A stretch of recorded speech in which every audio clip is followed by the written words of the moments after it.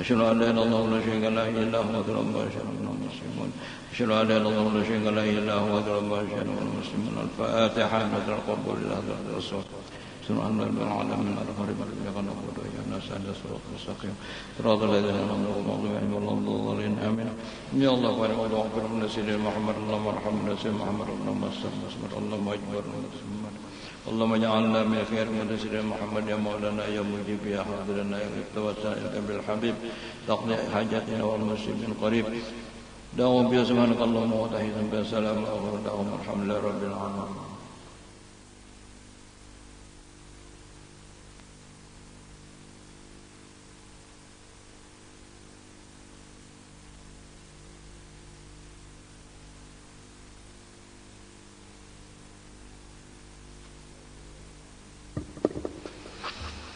أستغفر الله العظيم أستغفر الله العظيم أستغفر الله العظيم الذي لا إله إلا هو الحي القيوم وأتوب إليه بنية القبول وتمام كل سؤال ومأمول إلى حضرة سيدنا وحبيبنا وشفيعنا الرسول صلى الله عليه وآله وسلم ثم إلى أرواح أهل البيت الكرام والصحابة والقرابة والتابعين وتابع التابعين إلى يوم الدين خصوصا إلى روح سيدنا الحسن البصري وسيدنا الجنيد البغدادي وسيد الشيخ عبد القادر الجيلاني وسيد الشيخ محمد بن عبد الكريم السمان المدني ورحمه مولانا الشيخ محمد أرشد بن عبد الله كلامفيان البنجري الشيخ محمد كشف الأنوار بن حجي إسماعيل البنجري لأرواح جميع مشايخنا ومعلمينا ووالدنا وأمهاتنا وقراباتنا وجيراننا أجمعين وذوي الحقوق علينا ثم إلى أرواح جميع المسلمين والمسلمات والمؤمنين والمؤمنات إن الله تعالى كريم منان رحيم الرحمن يتغشاهم بالرحمة والمغفرة ويعيد علينا وعلى ذريتنا أجمعين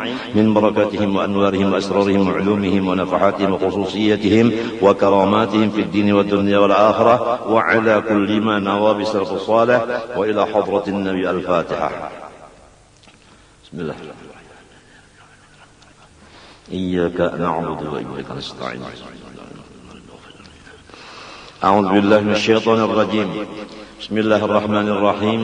الحمد لله رب العالمين. اللهم صل وسلم وبارك على سيدنا محمد الأمين وعلى آله وصحبه إلى يوم الدين. أما بعد سبحانك لا علم لنا إلا ما علمتنا إنك أنت العليم الحكيم ولا حول ولا قوة إلا بالله العلي العظيم العزيز العليم لدى كل حرف كتب ويكتب أبد الآبدين والدهر الداهرين رضي الله عني وعنكم وعن جميع المسلمين. وقال رضي الله عنه وأنشد إن الذي طهر المولى سريرته من الظنون لفي جنات رضوان فظن في الخلق خيرا يا أخي فلقد جاء الوعيد لقتات وظنان. Bahwasanya seseorang yang dibersihkan oleh Allah subhanahu wa ta'ala akan hatinya dari sangka-sangka yang buruk, sesungguhnya orang itu di dalam surga yang penuh dengan keridhaannya Allah. Maksudnya meninggal dunia sudah seakan-akan dia masuk di dalam surga yang penuh dengan ridhonya Allah. Oleh sebab itu fadunna fil khalqi khairan ya akhi, maka bersungguh-sungguhlah engkau menyangka akan sangka yang baik akan semua makhluk Allah, wahai saudaraku. Falaqad ja'al wa'idu liqattatin wa dhannani, maka sesungguhnya telah datang janji-janji siksa dari Allah kepada orang-orang yang mengupat orang lain disebabkan karena buruk sangkanya. Jadi setiap orang yang mengupat orang lain pasti dalam hatinya ada sangka-sangka buruk. Nah, kalau yang di atas tadi orang yang baik sangkanya, menunjukkan hatinya dibersihkan Allah, dan dia merasakan sebelum masuk surga seakan-akan sudah masuk surga. Buktinya hatinya gembira terus-terusan. Nah, kalau orang yang buruk sangka kepada makhluk, dia mendapat siksa Allah. Tandanya buruk sangka yaitu lidahnya suka mengupat-ngupat orang, terutama orang yang disangkanya buruk. Itulah yang dikupatnya. Jadi selama kita masih mengupat orang, berarti hati kita masih buruk sangka. Berarti kita belum disucikan Allah hati, berarti kita masih belum dapat keridhaan Allah.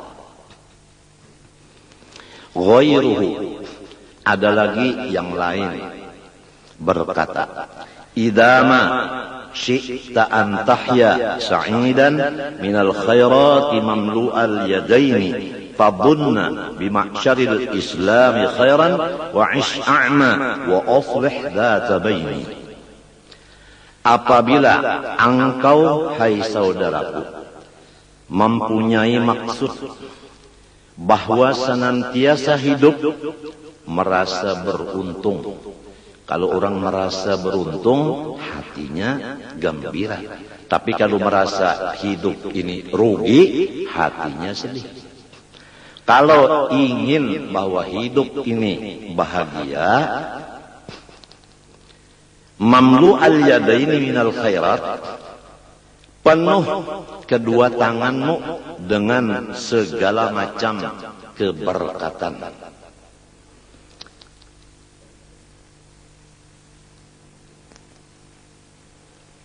Pertama, hidup beruntung. Dua, penuh dengan segala berkat. Apabila ingin yang demikian, maka sangkalah dengan semua orang Islam akan sangka yang baik. Wa isya'ma, dan hiduplah engkau di dunia ini tidak lagi melihat akan keaiban orang lain. Jadi seakan-akan hidup ini buta. Maksudnya buta itu tidak melihat keaiban orang lain.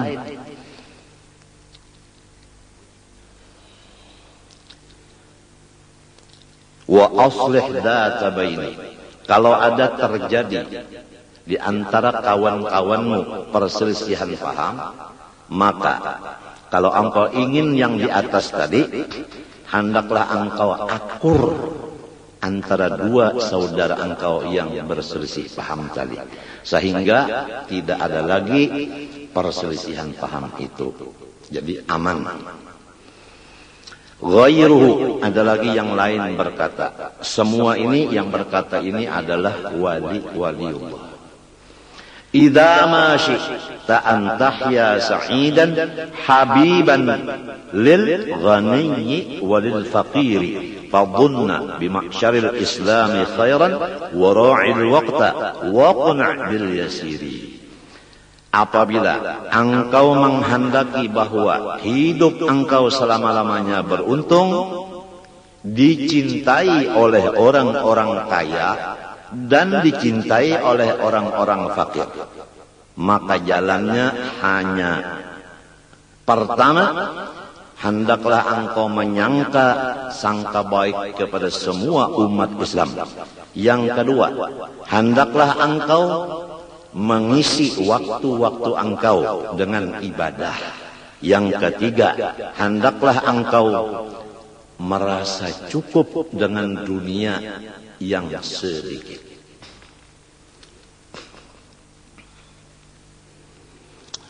Wa aqwalus salafi wal khalafi fi barhi husni adh-dhanni wal hatti alaihi katsiratun.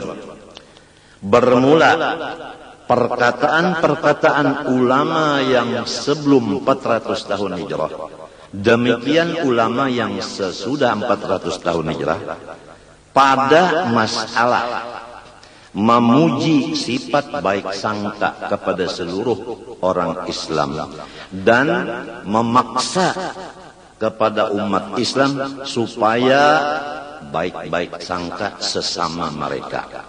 Maka perkataan ulama itu sangat banyak sekali. Tapi yang kita pentingkan bukan kata-kata yang banyak. Yang kita pentingkan itu memakainya, mengamalkannya. Kita sangat rugi kalau masih ada buruk sangka, masih melihat aib orang. Karena itu tanda Tuhan belum membersihkan hati kita. Dan tanda Tuhan belum ridho kepada kita. Berat itu anunya itu. Buruk sangka ini berat. Buktinya Tuhan belum membersihkan hati dan buktinya belum lagi diridhoi Allah. Kalau orang sudah dibersihkan Allah hatinya dan diridhoinya, tidak ada lagi di hatinya buruk sangka.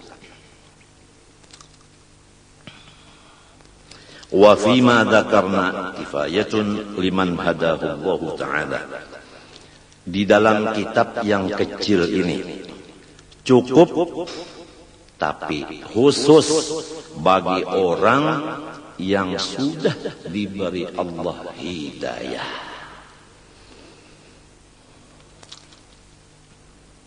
Wa qad ajma'u annahu la yasilu ahadun ila maqami husnil dhann illa in tahhara Allah ta'ala batinahu min sa'irir radha'il. Ulama-ulama ijma' atau sepakat memutuskan bahwa tidak bisa mendapat seseorang makom baik sangka kepada semua orang Islam terkecuali sesudah Allah Ta'ala yang kuasa membersihkan hatinya dari semua sifat-sifat yang keji dan kotor. Jadi terserah Allah aja lagi. Kalau Allah membersihkan hati dari semua kekotoran-kekotoran sifat yang keji itu tadi, nah baru bisa mencapai makom baik sangka kepada semua kaum muslimin. Yang paling berat begini, kalau orang Islam mengerja ibadah mudah kita baik sangkanya. Tapi kalau orang Islam ibadahnya koler sedikit, di sini cepat buruk sangkanya kita kepada orang itu. Aduh, orang ini kaya. Aduh, orang ini sehat. Aduh, orang ini sudah punya buyut. Tapi kenapa buang-buang waktu? Ujar hati kita. Kadang-kadang sampai ke lidah.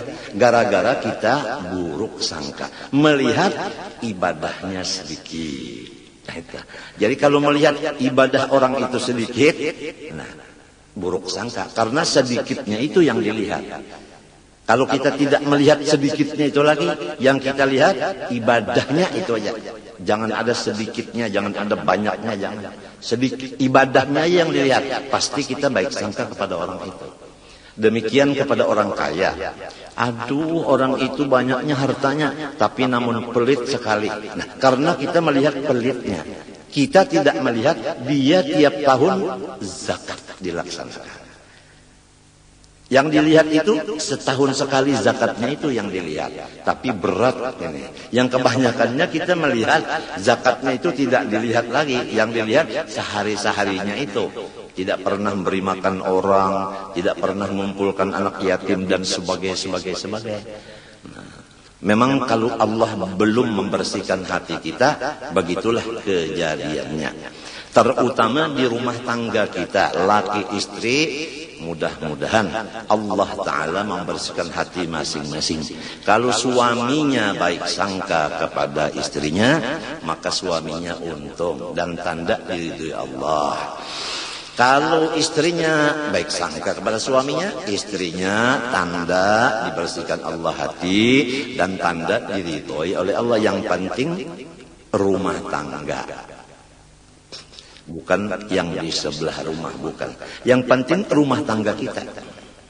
Karena rumah tangga kita adalah kerajaan kita. Jadi kerajaan kita adalah rumah tangga kita. Ini bagi orang yang punya rumah tangga. Yang belum punya rumah tangga, kerajaannya adalah dirinya ini. Hatinya sebagai raja atau pemimpin, anggota yang lain seperti rakyatnya. Kalau sudah hatinya bagus, rakyatnya semuanya ikut bagus. Ya kita mohon kepada Allah, mudah-mudahan Allah membersihkan hati seisi rumah kita, supaya serumahan menjadi orang yang diridhoi oleh Allah Subhanahu wa ta'ala dan penuh dengan keberkatan.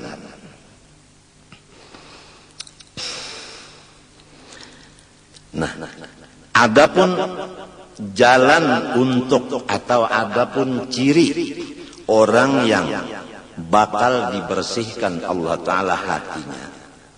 Pertama, dia mendapatkan seorang guru yang memimpin akan hatinya. Itu pertama. Jalannya untuk mencapai hati yang bersih tadi, punya guru yang memimpin supaya hati menjadi baik. Jelasnya, kalau punya guru yang baik sangka, insya Allah kita akan menular baik sangkanya itu kepada kita. Tapi kalau punya guru yang buruk sangka, nah itu menular juga kepada si muridnya sifat buruk sangka itu. Itu namanya nazrah, pandangan dari seorang guru. Nomor 2, wa imma bil ilaji war riyadhah. Yang kedua, tidak punya guru tapi dia mengamalkan akan ilmu-ilmu yang sudah didapatnya. Kalau bisa baca Quran, amalkanlah Quran. Artinya bacalah Quran. Quran itu bukan dari Fatihah sampai Qul a'udzu birabbil nas, bukan. Bismillah. Quran diulang-ulangi, bismillah, bismillah, bismillah, bismillah. Tapi harus dengan riyadhah. Arti riyadhah di sini mengurangi tidur, mengurangi makan, mengurangi ngomong, mengurangi bergaul. Tidak boleh yang 4 ini satu pun yang ketinggalan. Ini wajib. Mengurangi tidur, mengurangi makan, mengurangi omong, mengurangi bergaul. Kemudian mengamalkan ilmu-ilmu yang sudah ada dengan rutin. Walaupun belum ketemu guru yang bisa memindah akan sifat hati yang baik sidin itu ke kita. Jadi ada 2 jalan.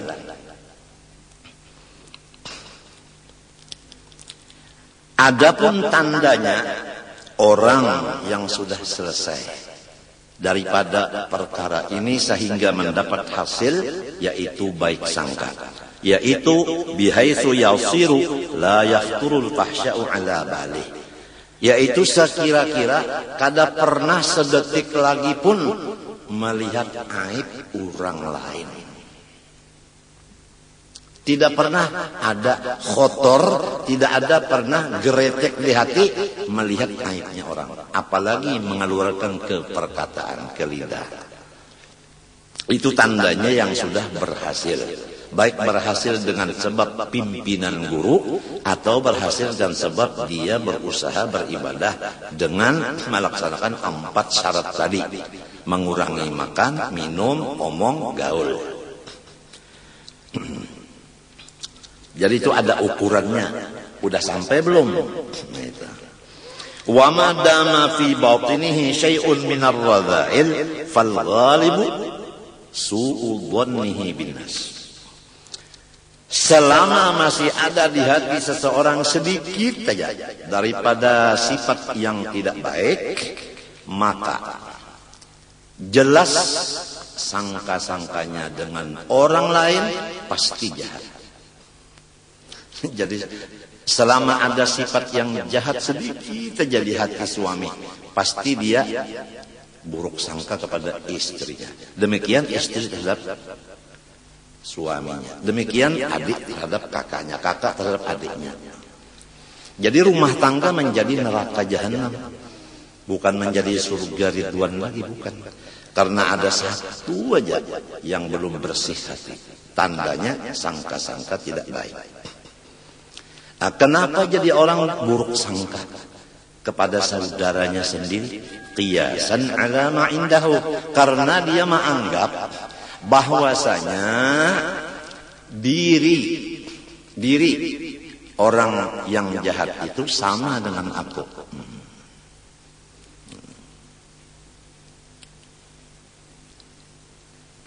Kalau sulit dipaham begini, setiap orang yang buruk sangka kepada saudaranya seagama menunjukkan bahwa di dalam dirinya sifat yang buruk itu, bukan di diri temannya itu.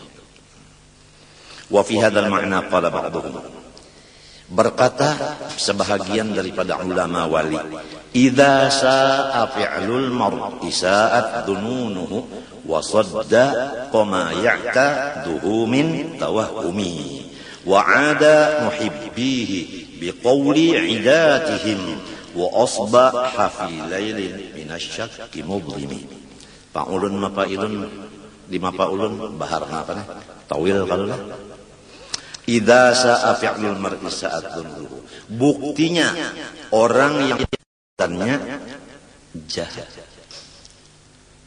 Jadi kalau orang perbuatannya jahat lalu berkata saya baik sangka, tidak bisa. Tidak bisa.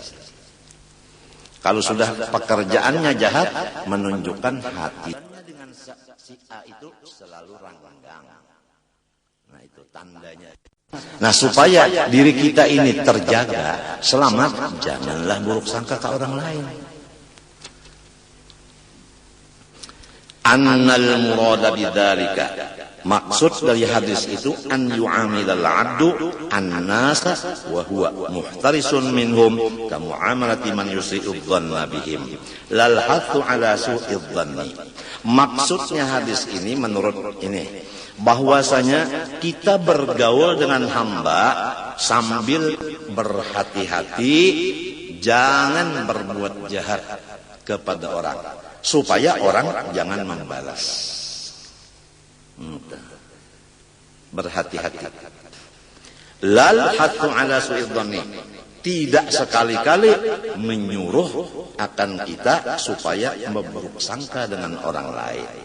Jadi hati-hatilah terhadap Quran dan hadis.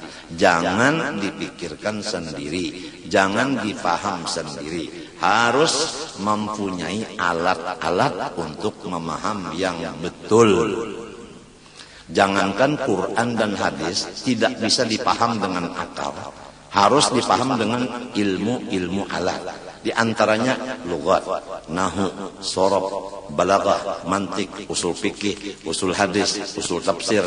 Ya, itu semuanya harus ada alat-alat itu. Orang memasak nasi kalau tanpa alat tidak bisa masak. Itu bandingannya. Apalagi memaham Quran dan hadis. Oleh sebab itu kita sering berbicara bahwa tafsir itu sangat jauh bedanya daripada terjemah. Jadi jangan sampai terjemah dikira tafsir.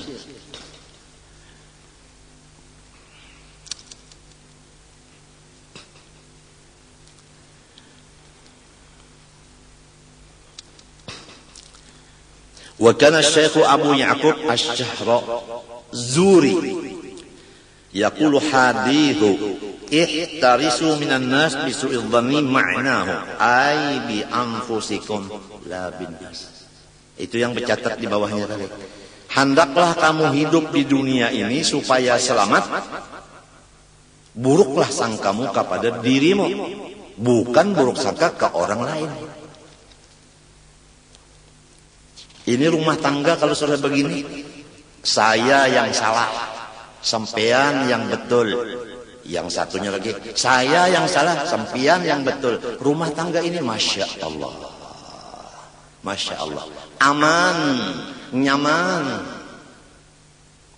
Yang diharapkan kan begitu. Rumahmu surgamu. Jadi hati-hatilah kita ini supaya berusaha mencari seorang guru supaya dapat berkahnya baik sangka, atau kita beramal ibadah di samping amal tadi mengamalkan rukunnya yang 4. Kurang makan, kurang tidur, kurang ngomong, kurang gaul. Dan hakikatnya memohon kepada Allah supaya aku diberi husnudzan, baik sangka, yang menunjukkan bakal husnul khatimah itu. Wa kadzalik haditsu al-hazmu su'udzan.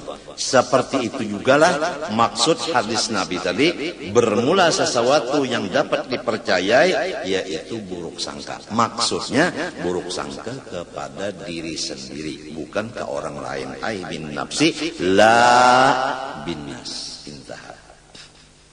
Fa in qila fama hukmu syekhi idza tuli'a ala syai'in min naqaisil muridin hal dzalika qiyasun 'ala ma 'indahu aw kaifal hal. Ada pertanyaan, bagaimana seorang guru yang mursyid dan murabbi yang menjadi khalifah Nabi apabila ia melihat kesalahan atau kekurangan murid-muridnya yang dipimpinnya? Apakah guru itu melihat kurangan muridnya itu termasuk yang di atas tadi, menunjukkan diri guru itu yang kotor? Bagaimana keadaan ini? Lalu jawabannya, fal jawab lisyaikhi tariqatun ukhra yattali'u biha ala naqaisil murid. Setiap orang yang sudah dijadikan syekh, murabbi, mursyid, khalifah Rasulullah, dia diberi Allah Ta'ala satu jalan yang dengan melihat aibnya murid, dia lepas daripada buruk sangka. Ini istimewanya.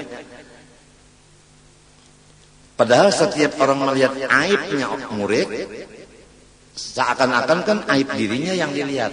Tapi kalau guru yang betul-betul bukan termasuk itu, dia dikeluarkan daripada itu. Karena apa? Karena guru melihat akan aibnya murid ini ilham minallahi ta'ala. Dia diperintah oleh Allah Ta'ala supaya bagaimana cara memberi nasihat kepada muridnya tadi. Dan apabila dibukakan aibnya murid, berarti Tuhan seakan-akan berkata, hai guru, itu muridmu ada kekurangan dan kamu saya perintah untuk memperbaikinya, dan saya akan membantu untuk yang demikian itu. Seakan-akan begitu. Jadi namanya ilham, bukan namanya suudzon.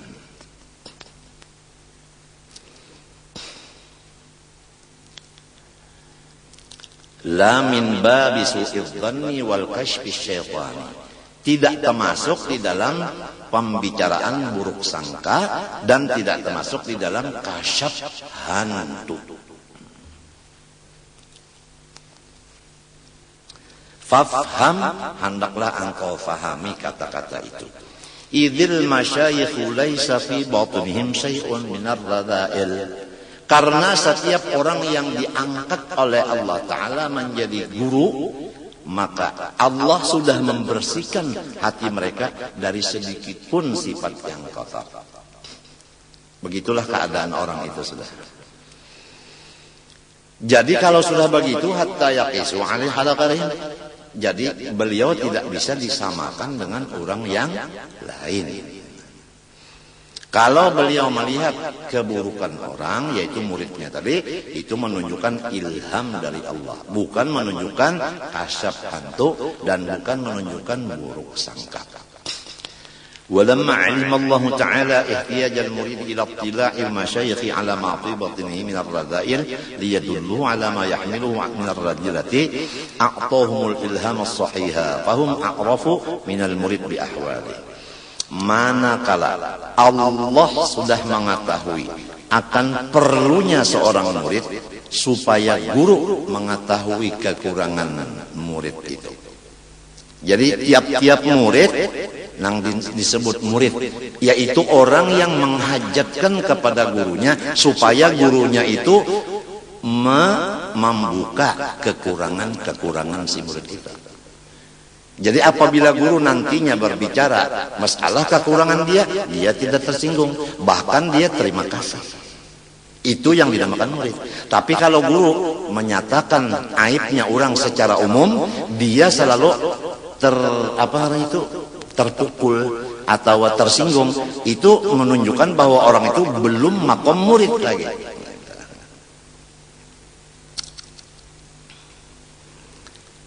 Maka guru lebih tahu daripada murid dengan hati-hatinya si murid itu.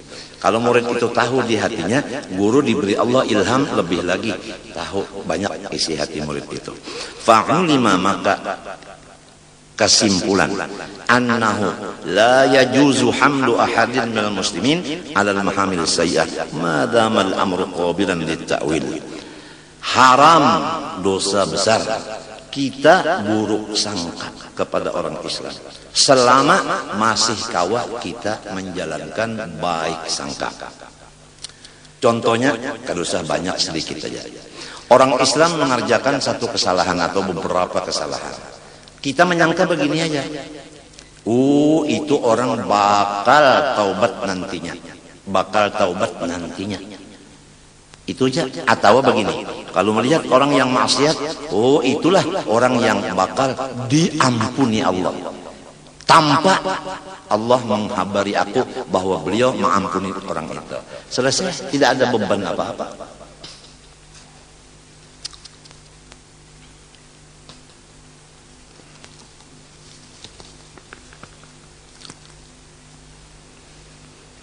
Idza 'alimta bidzalika ya akhi fa iyyaka an tahmila ahwalan nas ala ahwalika sayyi'ah ma dumta lam tatanaddaf min ar-radha'il.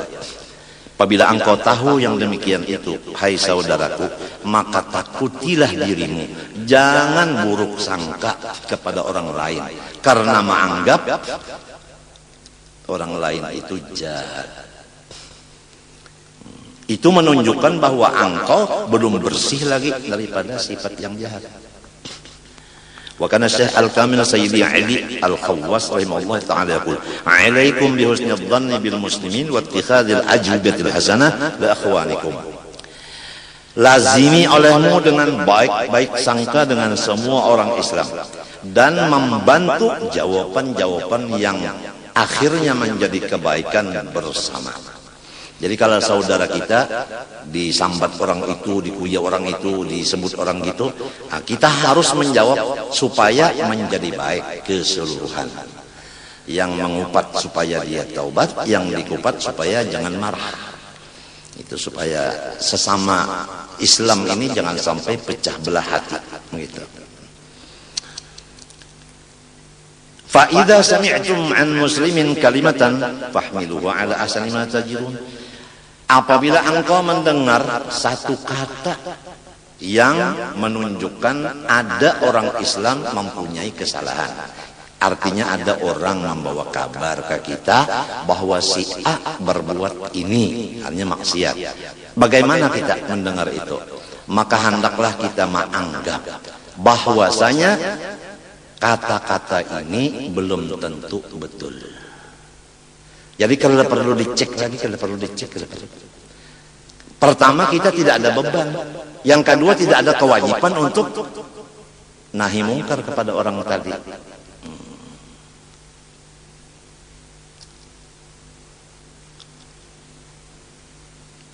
Atau begini, kalau betul juga kata-kata yang disampaikan ke kupingku ini, boleh jadi dia sesudah mengata atau memperbuat kejahatan itu, dia tobat. Nah, fa in lam tajidulaha mahmilan. Kalau kamu tidak dapat untuk menyangka yang baik kepada orang-orang itu tadi, falumu anfusakum. Maka hendaklah kamu tangisi diri kamu sendiri. Jadi harus kita tuh bisa mencari baik sangka itu tatkala mendengar kabar yang tidak senang. Wa idza ra'aitum 'aliman aw salihan yahduru mawadhi'al ma'asi fahmiluhu 'ala annahu hadara al-usata liyahutahum bi asma'illahi ta'ala khaufan an yaqa'a bihim al-'adzab. Apabila kamu melihat dengan mata kepala atau mendengar dengan telinga dari orang yang dipercaya bahwa ada seorang alim atau seorang ahli ibadah yang hadir di mana-mana tempat-tempat maksiat, kan bingung, guru ada di tempat maksiat situ, yang berapa tahun dalam khalwat kok keluar khalwat adanya di diskotek umpama. Maka bagaimana hati kita kalau mau menangguh saya bakal husnul khotimah? Nah begini, harus kita mengartikan yang kita lihat itu dengan boleh jadi seorang ulama dan wali ini hadir di tempat majelis maksiat, tapi beliau mempertahankan dengan asma-asma Allah yang udah ada di hati beliau supaya orang maksiat itu jangan kena bala di akhirat nanti. Kalau orang alim hadir di tempat maksiat jadi pembicaraan ya. Tapi kalau ada orang yang meletakkan bom di masjid umpamanya, kira-kira ya biasa-biasa aja.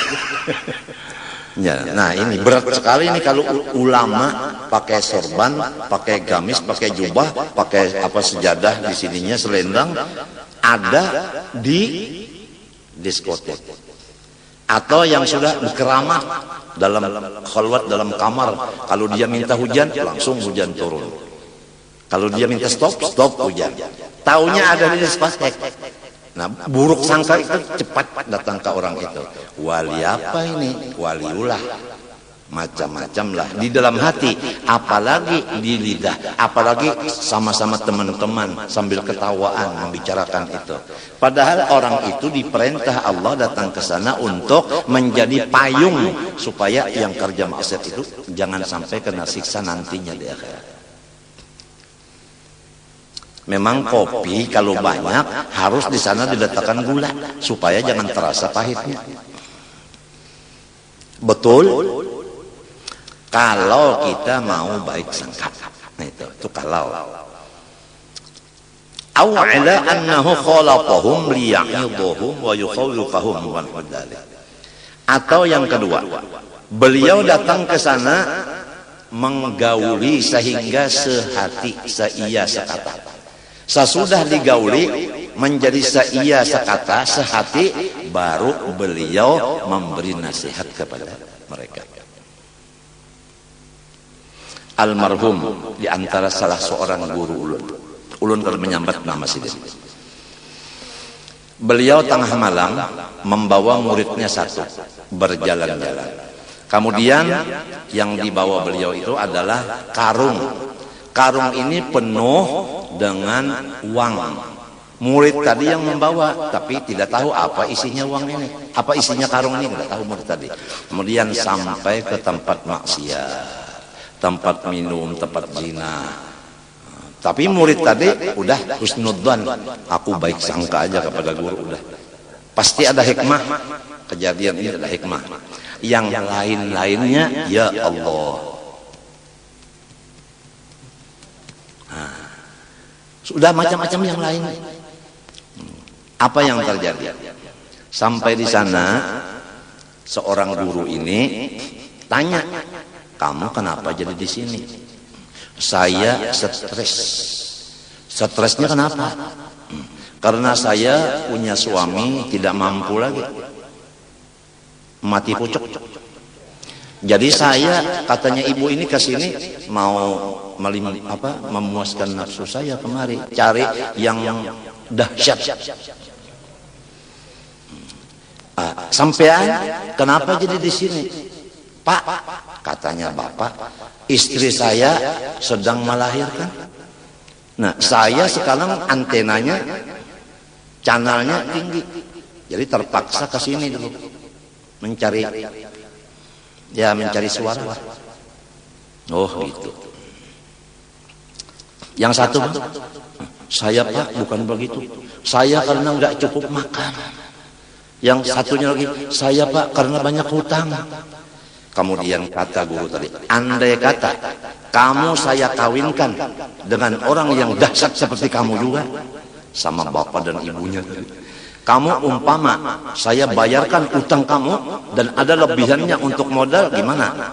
Kamu kalau saya beri modal untuk berusaha sebagaimana kebiasaan kamu berdagang yang menghasilkan, bagaimana? Oh, tidak akan masuk ke tempat sini Pak. Oh jadi itu ya, janji. Murid saya buka itu karung, dibagi ke situ. Semua tidak ada lagi yang di sana jadi ahli ibadah semua. Orang yang tidak tahu itunya aja tadi. Guru masuk ke sana sama muridnya. Jadi guru dan muridnya udah main di sana.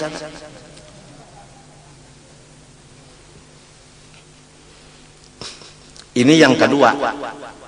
Untuk mencari dulu apa sebabnya orang ini jadi maksiat. Kan ada sebabnya tuh. Yang jadi maksiat tuh ada karena nafsunya terlalu keras. Lalu supaya nafsunya itu bujur, letaknya dicarikan tempat membujur. Tapi dikawani dulu supaya inya itu kan sahati. Selama belum sahati kada bisa kita bicara tambah musuh. Nah mencari sahatinya ini menghajatkan waktu yang lama. Wa idza ra'aitum syakhsan yaqra'ul Qur'anal 'azim wa huwa fi hanutihi aw marran raqiban aw mashiyan fahmiluhu 'ala al-ikhlas aw 'ala annahu jahara bil Qur'an liyudhakkira an-nasa bi rabbihim fi mawatin al-ghaflah wa la yajuzu hamluhu 'ala ghairi dhalik min al-mahamil as-sayyi'ah. Lagi contoh, apabila kamu melihat seorang membaca Quran yang maha besar di pasar, di toko lagi. Nah ini biasa cepat kita buruk sangka, orang ini tidak hormat sama Quran. Karena apa baca Quran di pasar? Pasar bukan untuk baca Quran, pasar untuk jual beli. Apalagi di toko. Bismillahirrahmanirrahim. Wasyamsi wa duhaha wal qamari idza talaha. Ini 100 perak Pak. Ya, jual Pak 100 perak. Wallahi menyambungi lagi Quran.